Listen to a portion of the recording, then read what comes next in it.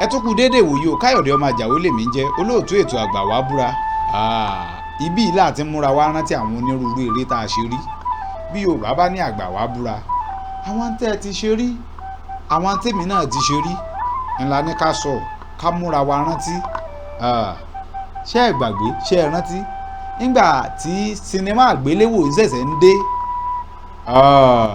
Àwa mélòó la rántí àwọn fíìmù tó jẹ́ pé ó ṣe kí ni, ó latanbọgi. Tí wọ́n bá ní nǹkan latanbọgi, ó tọ̀fù, ó trend ńgbà yẹn. Tá a lè gbàgbé. Fíìmù wo lẹ̀yin wò rí? Ó yẹ máa dákọ mẹ́wàá.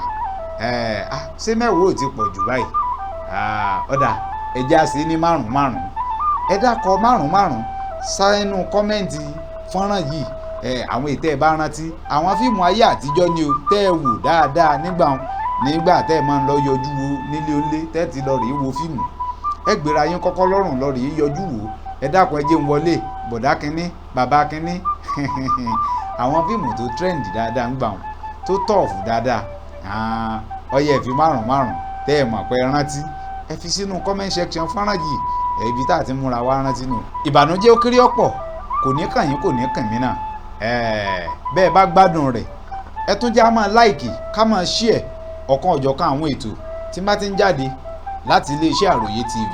Kò ní bàjẹ́ fún wa o. Ẹ ṣeun bí ewé ojú ọ̀nà.